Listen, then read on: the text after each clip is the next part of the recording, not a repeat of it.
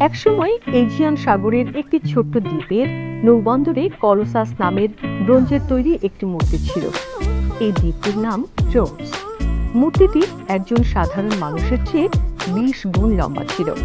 এমনকি এর একটি বৃদ্ধাঙ্গুলিকেও একজন মানুষ তার বাহু বেষ্টনে পুরোপুরি জড়িয়ে ধরতে পারত না। এর মাথার ওপর দাঁড়ালে চারপাশে বহু দূর পর্যন্ত দেখা যেত। অনেক অনেক বছর আগে রোডসের জনগণ অন্য দেশ থেকে আসা হাজার হাজার মানুষের বিরুদ্ধে এক যুদ্ধ করেছিল। নিজ দেশকে বাঁচাতে নারী পুরুষ সকলেই প্রাণপণ যুদ্ধ করেছিল, যদিও জেতার সম্ভাবনা ছিল খুবই ক্ষীণ।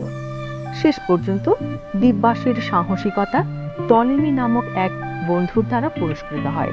মিশরের সম্রাট টলেমি তার শক্তিশালী নৌবহর নিয়ে দ্বীপবাসীকে সাহায্য করতে এগিয়ে এসেছিলেন এবং রোডসও তার মানুষকে বাঁচিয়েছিলেন। রোডসিয়ান জনগণ টলেমির কাছে এতই কৃতজ্ঞ ছিল, তারা সেই যুদ্ধের স্মৃতিতে টলেমির সম্মানে একটি মূর্তি স্থাপন করল। এই মূর্তি নৌবন্দরে বহু বছর দাঁড়িয়েছিল।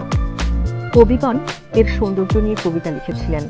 তারা এই মূর্তিকে পৃথিবীর সপ্তাশ্চর্যের একটি বলে আখ্যা দিয়েছেন।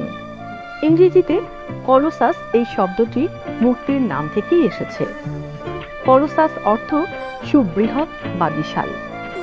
এক প্রবল ভূমিকম্পের ফলে মূর্তিটি উল্টে গিয়ে ভেঙে যাবার পর আর জোড়া লাগেনি।